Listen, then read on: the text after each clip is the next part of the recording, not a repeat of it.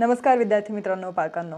आज आपण एक नाही, दोन नाही, तीन नाही तर टोटल 11 कॉलेजेसबद्दल डिस्कस करणार आहोत MBBSचे, ज्याची फीस कमी आहे प्रायव्हेटची आणि जिच्यात आपण प्रॉपरली फिजिबल असून अफोर्ड करू शकतो त्याची फीज आणि तिच्यात आपण ॲडमिशन घेऊ शकतो आणि आपले 5.5 वर्षांचे MBBS पूर्ण करू शकतो.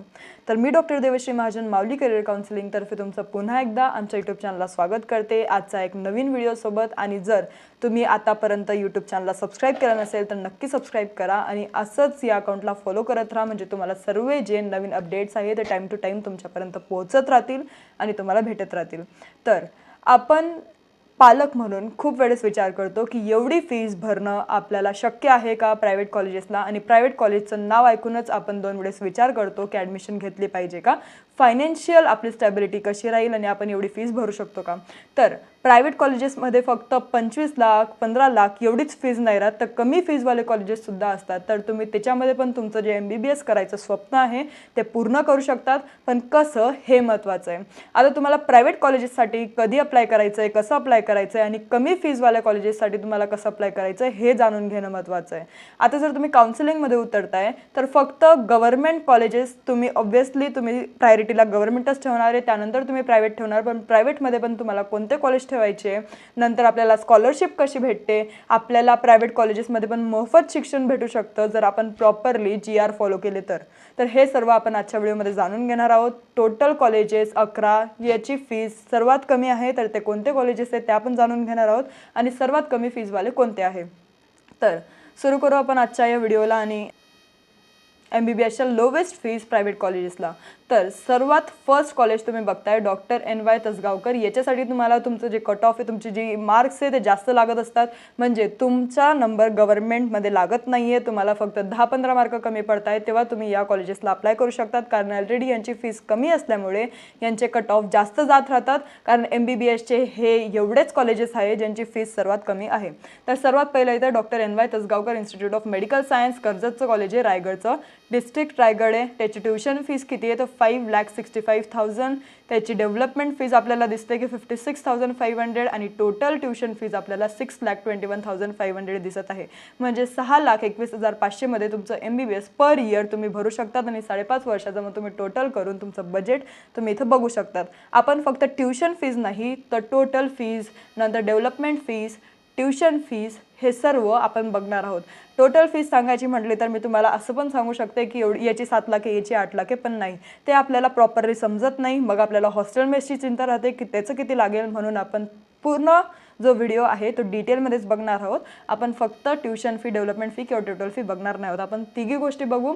हॉस्टेल मेस याच्यात इन्क्लुडेड नाही आहे, आधीच मी क्लिअर करते, त्याची फीज आपल्याला वेगळी लागते. इथं मी तुम्हाला फक्त टोटल फीज सांगत आहे की तुम्हाला कॉलेजमध्ये पर इयर किती फीज लागणार आहे. नंतर सेकंड कॉलेज जर आपण डिस्कस केलं तर ते Godavari foundation of doctor Ulhas Patil medical college. Doctor Ulhas Patil तुम्ही नाव ऐकलंच असेल, जळगावचं कॉलेज आहे, ज्याची फीज सर्वात कमी आहे. त्याची ट्युशन फीज आपल्याला दिसते की अराउंड 6,27,803. डेव्हलपमेंट फीज आपल्याला 72,197 आणि टोटल याची फीज 7 लाख असते. हे पण खूप चांगलं कॉलेज आहे, एकदम कमी फीवालं कॉलेज आहे आणि याच्याबद्दल खूप सारे इन्क्वायरीज आम्हाला येत असतात, कारण आम्ही स्वतः जळगावचे आहेत. तर याच्याबद्दल खूप इन्क्वायरीज येतात की हे कॉलेज कसं आहे. तर एकदम आउटस्टँडिंग कॉलेज आहे. तुम्ही तुमच्या मुलासाठी किंवा मुलीसाठी हे कॉलेज नक्की घेऊ शकता. इथं तुम्ही ॲडमिशन घेऊ शकतात कारण याची फीस सर्वात कमी आहे आणि तुम्हाला स्कॉलरशिप भेटू शकते जर तुम्ही कोणत्या रिझर्वेशनला बिलॉंग करत आहात. तर जर तुम्ही OBC SC STला बिलॉंग करताय तर तुम्हाला 50% 70%चा कोटा ऑलरेडी माहीत असेल किंवा 30%चा कोटा माहीत असेल, ज्याच्यात तुम्हाला स्कॉलरशिप भेटत असते. आणि मुलींना तर मोफत शिक्षण आहे, ज्याच्यासाठी तुम्हाला खूप GR लागतात, तुम्हाला नंतर इथं ॲप्लिकेशन द्यावं लागतं, खूप डॉक्युमेंट्स द्यावे लागतात, तेव्हा तुम्हाला स्कॉलरशिप नक्की भेटते. थर्ड नंबरचं कॉलेज आपण बघतोय तर ते जिजूज institute of medical science research, जालनाचं कॉलेज. त्याची ट्युशन फीस 6,81,818. नंतर त्याची डेव्हलप फीस 68,182 आणि टोटल फीज आपण बघतोय की अराउंड 7,50,000 याची फीज आहे. नंतर हे Bharat Ratna Atal Bihari Vajpayee medical college and hospital Pune. आता हे कॉलेज मोस्ट वॉन्टेड कॉलेज आहे. सर्व मुलांना सर्व विद्यार्थ्यांना हे कॉलेज पाहिजे असतं, भारतरत्न अटल बिहारी वाजपेयी पुण्याचं कॉलेज, कारण याची फीस कमी आहे, त्यात हे पुण्यामध्ये प्रेझेंट आहे आणि एक आउटस्टँडिंग कॉलेज आहे जिथे तुम्ही ॲडमिशन घेऊ शकतात. तर याची ट्युशन फीस 6,81,819, नंतर डेव्हलपमेंट फीज आहे 68,181 आणि याची टोटल फीज आपण बघतोय तर 7,50,000ची फीज आहे. तर हे मी का म्हणते की एक चांगलं कॉलेज आहे, कारण आपण हे प्रायव्हेट कॉलेज ज्याची फीस कमी आहे त्याच्या अकॉर्डिंग बघतोय. जर आपण ओव्हरऑल बघू तर याच्याहून चांगले कॉलेजेस पण आहे, पण जर तुम्ही म्हणताय की हे तुम्ही कसं काय चांगलं कॉलेज म्हणताय, तर अकॉर्डिंग टू हे जे आपण बघतोय ना MBBS lowest fees private colleges, तर ह्या 11 कॉलेजेसमधून लोक हे जास्त प्रेफर करत असतात, कारण याची फीस पण कमी आहे, ते पुण्यामध्ये बिलॉंग करतं आणि एक चांगलं कॉलेजसुद्धा आहे. नंतर जर तुम्हाला टॉप 5 मेडिकल कॉलेज पाहिजे असेल तर त्याचा पण मी ऑलरेडी व्हिडिओ अपलोड केला आहे, तो पण तुम्ही बघू शकतात आणि मी एक लेटेस्ट व्हिडिओ अपलोड करण्याचा पण प्रयत्न करेल, म्हणजे तो पण जर तुम्हाला भेटला तर तुम्ही ह्या वर्षीबद्दल जे काही डिटेल्स आहे ते घेऊ शकतात. नंतर आपलं परभणी मेडिकल कॉलेज परभणीला प्रेझेंट आहे, ज्याची फीस आपल्याला 6,84,211, त्याची डेव्हलपमेंट फीस 69,789 म्हणजे अराउंड 70,000 पर्यंत आणि याची जी टोटल फीज आहे ती अराउंड 7,54,000 आहे. नंतर next college JSPM medical college सिंधुदुर्गाचं, हे याची ट्युशन फीस अराउंड 7 लाख म्हणजे 6,94,546 अराउंड 7 लाख आहे. नंतर याची डेव्हलपमेंट फीज अराउंड 70,000 म्हणजे टोटल आपल्याला लागतं आहे किती 7,70,000 पर्यंत धरून चला की 7,64,000 आपल्याला टोटल इथं पर इयर खर्च लागत आहे. नंतर 7th कॉलेज आहे आपलं doctor Rajendra Gode medical college अमरावतीचं, याची जी फीज आहे ती आहे अराउंड 7 लाख म्हणजे 6,97,738. नंतर याची डेव्हलपमेंट फीज पण अराउंड 70,000 आहे आणि याची जी टोटल फीज आहे ते 7,71,000.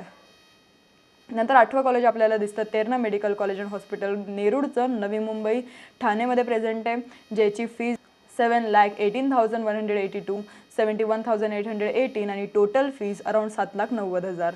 नंतर ACPM मेडिकल कॉलेज धुळे, हे पण खूप विद्यार्थ्यांना पाहिजे असतं. ACPM मेडिकल कॉलेज धुळ्याचं मोस्टली जे जळगाव भागातले विद्यार्थी आहे ते हे प्रेफर करतात, कारण धुळे हे जवळ पण आहे आणि त्यात कमी फीजवालं पण आहे आणि एक चांगलं कॉलेज आहे. तर याची फीस पण अराउंड 7,07,964 आहे. डेव्हलपमेंट फीज आपल्याला अराउंड 92,036 आणि अराउंड 8 लाख पर इयर आपल्याला इथं फीज लागत असते. नंतर 10th कॉलेज आपल्याला दिसतं Prakash institute of medical science and research Sangli, तर हे सांगलीला प्रेझेंट आहे डिस्ट्रिक्टला आणि याची अराउंड 7,73,637 फीज आहे. कोणती ट्युशन फीज नंतर डेव्हलपमेंट फीजमध्ये आपल्याला टोटल 77,000 अराउंड दिसत आहे आणि 8,51,000ची टोटल फीज आहे.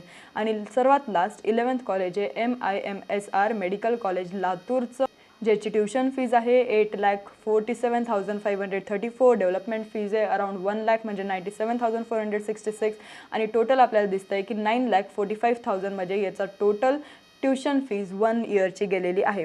जर तुम्ही मागच्या वर्षीचा रेशिओ बघितला असेल की प्रायव्हेट कॉलेजेस कितीवर भेटतील, किती मार्क्सला भेटतील, तर अराउंड 490 to 500 मार्क्सवाल्यांना हे जे कॉलेजेस आहे हे भेटले होते, कारण अराउंड 520 वर जो आपला कट ऑफ आहे जनरल कॅटेगरीचा तो क्लोज झाला होता आणि 490-500 पर्यंत जे प्रायव्हेट कॉलेजेस आहे ते विद्यार्थ्यांना भेटले होते कमी फीजवाले, सर्वात कमी फीजवाले. त्यात पण तुम्हाला जर स्कॉलरशिप वगैरे लागेल तर अजून तुम्हाला कमी फीज लागेल आणि त्यात जर तुम्ही फिमेल कॅन्डिडेट असाल तर तुम्हाला अजून कमी फीज लागेल किंवा मोफत शिक्षण पण तुम्ही अप्लाय करू शकतात.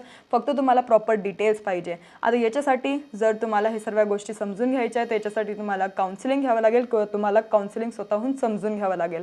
आता काउन्सिलिंग समजण्यासाठी मी ऑलरेडी एक व्हिडिओ पोस्ट केला आहे जो पूर्ण MBBS काउन्सिलिंगबद्दल आहे, ज्यात मी पूर्ण फ्लोचार्ट दिला आहे की स्टेट वाईज काउन्सिलिंग कशी करायची, ऑल इंडिया कोटा काउन्सिलिंग कशी करायची आहे, किती आपल्याकडे ऑप्शन्स राहतात ज्याच्यात आपण अप्लाय करू शकतो आणि जर आपल्याला मार्क्स कमी राहिले तर कसं, बजेट जास्त राहिले तर कसं, मार्क्स जास्त राहिले तर कसं, हे सर्व मी डिटेलमध्ये तुम्हाला शेअर केलेलं आहे. मी त्याची व्हिडिओची लिंक इथं पिन करून देईल आयकॉनमध्ये, तर तुम्ही तिथं जाऊन बघू शकतात आणि पूर्ण व्हिडिओ डिटेलमध्ये तुम्हाला काहीच शंका राहणार नाही. आणि जर तुम्हाला काउन्सिलिंग पाहिजे असेल तर नक्की खाली दिल्या गेलेल्या नंबरवर तुम्ही कॉल करू शकतात, कॉन्टॅक्ट करा, तुम्ही आमच्यासोबत बोलू शकतात, तुमची जी काही शंका आहे ती आम्हाला सांगू शकतात. तुम्हाला प्रॉपर डिटेल्स पाहिजे असेल तर तुम्ही व्हॉट्सअपला पण मेसेज करू शकतात, मी डिस्क्रिप्शन बॉक्समध्ये नंबर टाकून देईल. आणि तुम्हाला जर आमचं व्हॉट्सअप चॅनल जॉईन करायचं असेल तर कमेंट सेक्शनमध्ये जी पिन केलेली लिंक आहे ती नक्की जॉईन करा.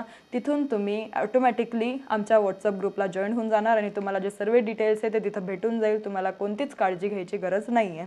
सर्व गोष्टी तुम्हाला तुमच्या मोबाईलवर घर बसल्या भेटून जाईल, म्हणून काहीच प्रॉब्लेम नाही आहे. आणि कमेंट सेक्शनमध्ये नक्की सांगा की दुसरा व्हिडिओ तुम्हाला अजून कशाबद्दल पाहिजे. धन्यवाद.